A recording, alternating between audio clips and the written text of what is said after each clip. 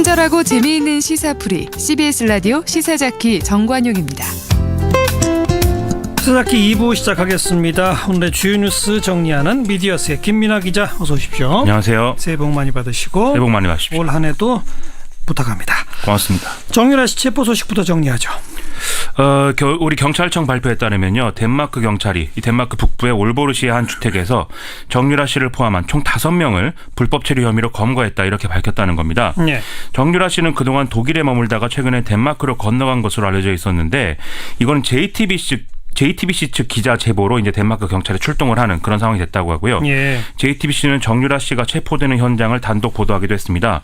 이 정유라 씨를 제외한 4명은 20대 남성 2명, 60대 여성 1명, 그리고 2015년생 남자아이 1명 이렇게 있는 걸로 밝혀졌는데, 60대 여성은 이제 이 남자아이를 돌보기 위한 보모로 추정이 되는데, 20대 남성들의 신원은 아직 밝혀지지 않았다고 하고요. 아마도 사설 경호원이나 뭐 수행 비서쯤 되는 인물들이 아니겠느냐, 이렇게 예. 추정이 되고 있습니다. 국내로 들어오는 절차는 좀 복잡하다고요? 그렇습니다. 일단 덴마크 경찰이 정유라 씨의 불법 체류 혐의를 이제 확인을 하면 72시간 동안 구금된 후에 강제 추방을 한다는 거고요.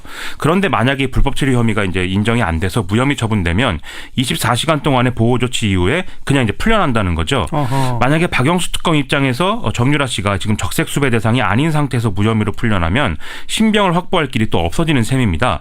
정유라 씨에 대한 적색 수배는 아직 발령되지 않은 상태고요. 요청은 했는데 아직 시작은 안 됐다. 그렇습니다. 예. 또 경찰청은 법무부가 특검팀과 조율해서 정유라 씨에 대한 긴급 인도 구속을 덴마크에 요청할 거다, 이렇게도 밝혔는데요.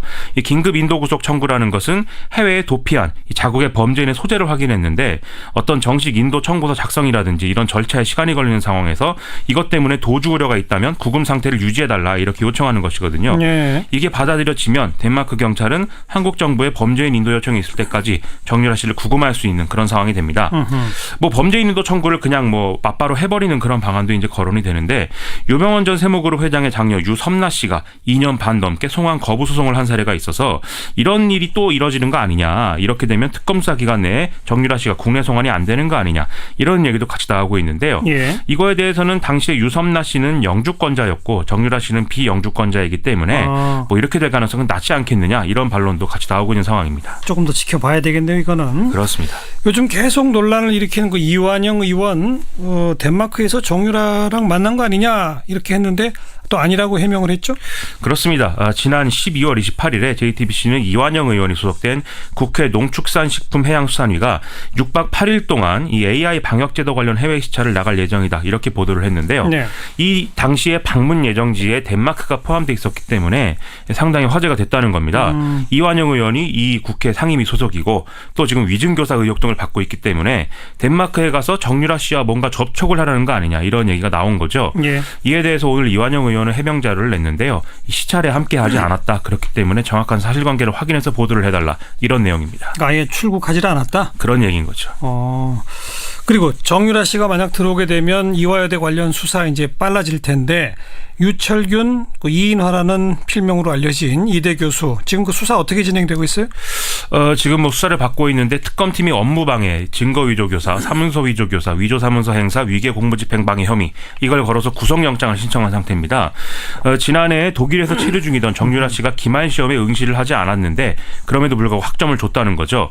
그리고 이게 이후에 교육부 감사라든지 검찰 수사를 통해서 문제가 될 것 같으니까 이렇게 시험을 응시를 안 했는데도 학점을 준 사실을 숨기기 위해서 조교에게 정유라 씨 시험 답안을 대신 작성하도록 했다, 이런 얘기 때문에 이제 구속영장 신청한 거죠. 예. 유철균 교수의 구속영장 발부가 필요하다, 이렇게 주장하고 있는 특검팀은 유철균 교수가 혐의를 지금까지 일관되게 부인을 해왔고, 검찰 수사 이후에 이 조교를 시켜서 이 정유라 씨 이름의 답안지를 작성하게 하고 이 다른 답안지 사이에 끼워 넣은 이런 행위들을 봤을 때 증거인멸의 우려가 있다, 이 점을 지금 강조하고 있는 상황입니다. 그렇죠. 반면 류철균 교수 측은 전체적인 사실관계 자체는 인정하고 있는데, 수업에 출석하지 않은 정유라 씨가 학점을 따도록 도움을 준 것은 맞지만 사문서 위조 등의 혐의는 적용할 수 없는 그런 사례이다, 이렇게 항변하고 있다고 하는데요. 예. 답안지 작성의 경우에는 뭐 타인의 증거를 뭐 위조한 게 아니라 자신의 형사사건에 관한 증거를 지금 건드렸기 때문에 뭐 이 죄가 성립하지 않는다, 이런 논리라고 하고요.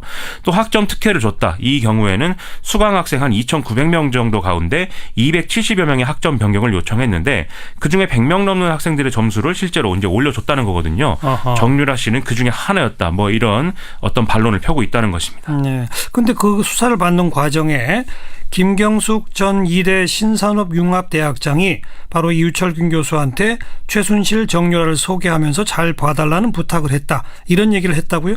그렇습니다. 이 유철균 교수 얘기에 따르면은 김경숙 전 학장이 3번이나 이걸 요청했다고 하고요. 그래서 결국 지난해 4월 이 최순실 씨와 정유라 씨를 한 1분 정도 만났다. 그리고 이후에 조교한테 유철균 교수가 정유라 씨를 잘 봐줘야 된다 이렇게 얘기를 했다는 겁니다. 그리고 그 이전까지만 해도 최순실 씨나 정유라 씨가 누군지는 뭐 유철균 교수는 전혀 몰랐다 이런 얘기인 건데요. 예. 뭐 어쨌든 대학 윗선의 청탁, 개입 정황 이게 구체적으로 드러난 거 아니겠습니까? 김경숙 전 학장은 교육부 감사 결과 관련해서 이제 비위 의혹이 드러난 이후에 검찰에 고발된 상태인데요. 하지만 지난달 15일 국회 청문회 출석한 자리에서는 이 학점 특혜 의혹에 대해서 교수 개인의 권한에 속하는 문제다라면서 어떤 자신이 개입했다거나 또는 잘못을 했다. 이 점은 전혀 인정하지 않은 그런 상황입니다. 그랬죠. 즉 또 위증 논란이 이제 이루어질 수밖에 없는 것이죠. 좀 법적 책임은 지금 뭐 계속 따져봐야 이제 정확한 이제 그 결론이 나오겠는데 어쨌든 유철균 교수가 학교 측으로부터 중징계를 받는 거는 불가피한 상황인 것 같습니다. 지난해 11월에 남궁곤 전 입학처장하고 김경숙 전 학장 이렇게 7명 정도가 중징계 대상으로 이제 지목이 됐었거든요. 예. 이때 교육부 감사회로 유철균 교수는 경징계 대상이었는데 이 특검 수사 결과에 따라서는 중징계로 수위가 올라갈 가능성이 지금 예상이 된다는 것입니다. 예.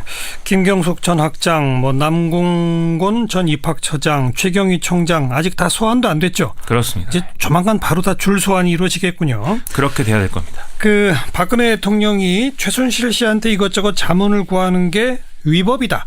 이런 걸 이미 알고 있었다는 그런 얘기가 있네요. 그렇습니다. 지금 박근혜 대통령은 계속 뭐 기자 간담회를 자청한다든지 또는 뭐 그간의 대국민 담화 등에서 뭐 약간 그냥 뭐 도움을 받은 정도이고 의견 수렴을 한 정도지 이런 국정농단 행위나 이런 거에 대해서는 뭐 전혀 인정하지 않는 이런 이제 발언들을 쭉 해왔죠. 예. 그런데 한겨레가 보도한 내용을 보면은요, 지난 2014년에 정윤아 씨 이름이 나오는 그 문건 유출 사건 당시에 박근혜 대통령이 정호성 전 비서관에게 최순실 씨로부터 자문을 구하는 걸 그만둬라 이렇게 지시했다는 사실이 좀 밝혀졌다라는 겁니다. 어허. 정호성 전 비서관은 당시에 세계일보가 이 문건 유출 사건을 보도하기 전에 평균적으로 하루에 한 통 이상 최순실 씨와 통화를 했는데 이런 지시가 있은 이후에 이 통화를 이제 하지 않았고 이후에 문건 유출 파동이 뭐 지라시라는 등 뭐 등등의 어떤 이 사안으로 좀 잠잠해지니까 예. 다시 최순실 씨에게 자료를 유출한 그런 정황이 드러났다는 것이죠. 특검팀은 이런 정황을 박근혜 대통령이 이 최순실 씨의 국정 개입이 법적으로 문제가 될 수 있다. 이 점을 스스로 충분히 인식했던 근거로 보고 있다라는 것이고요. 말씀하셨던 대로 뭐 이 박근혜 대통령이 지난해 10월 대국민 담화에서 취임 후 일정 기간 일부 자료에 대해 의견을 들었다. 좀 더 꼼꼼히 챙겨보고자 하는 순수한 마음이었다라고 얘기한 것도 신빙성이 없는 발언으로 볼 수밖에 없다라는 게 특검의 관점이라는 겁니다. 예. 한겨레는 또 정호성 전 비서관이 검찰 조사에서 정윤혜 씨가 아닌 최순실 씨가 비선 실세라는 취지의 증언도 했다. 이렇게 보도를 하고 있는데요. 과거에 이제 뭐 박관천 전 경정이 우리나라 권력서열 1위는 최순실, 2위가 정윤회, 대통령이 3위다. 이런 발언도 했지 않습니까? 그랬죠. 이 당시 검찰은 또 문건 내용을 허위로 결론지면서 이런 얘기도 근거가 없는 얘기로 만들었었는데 결국 이 얘기도 다시 한번 짚어봐야 되는 문제가 된 것이죠. 자, 조윤선 문체부 장관이 블랙리스트 알았을 거다. 이런 보도도 계속 이어지고 있죠. 그렇습니다. 오늘 동아일보가 청와대 교문수석실이 문학의 블랙리스트 명단을 문화체육관광부 측에 전화로 통보한 정황을 특검팀이 확보했다. 이렇게 보도를 했는데요.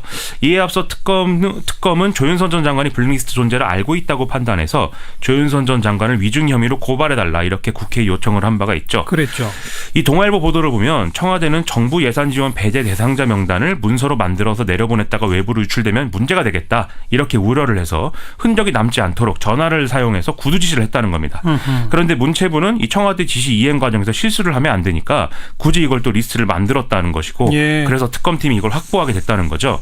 또 특검은 조윤선 장관이 청와대 정무수석일 당시에 이 명단을 교문수석실을 통해서 문체부에 전달한 사실을 확인했다는데 결국 조윤선 장관이 정무수석일 당시에 블랙리스트의 실물을 보지는 않았을 사실이 있겠지만 이 존재는 알았다고 봐야 한다는 그런 얘기인 거죠. 예. 아울러 특검 김종덕 전 장관, 정관주 전 차관에 대해서도 위증 혐의로 고발해달라 이렇게 국회에 요청을 하고 있다고 합니다. 그리고 조윤선 장관이 취임한 이후에 부서 내에 블랙리스트 관련 자료를 다 파기해라 이런 지시를 했다고요. 그렇습니다. 이것 한겨레 보도인데요. 국회 국정수사특위 관계자가 지난해 10월에서 11월 사이에 이 문체부 내에 있는 블랙리스트 대부분 건과 컴퓨터 자료 전량을 파기하라 이런 지시가 상부에서 내려왔고 이에 따라서 11월 초까지 다 파기했다 이런 증언을 내부 인사로부터 확보했다 이렇게 주장하고 있는 건데요. 예. 이 시기가 이제 처음 이제 이 블랙리스트 얘기 나오고 미르 K스포츠재단 특혜 얘기 나올 때죠. 조윤선 장관은 2016년 9월부터 취임했기 때문에 이 사실을 모르진 않았을 거다 이런 얘기들도 가능하게 되는 겁니다.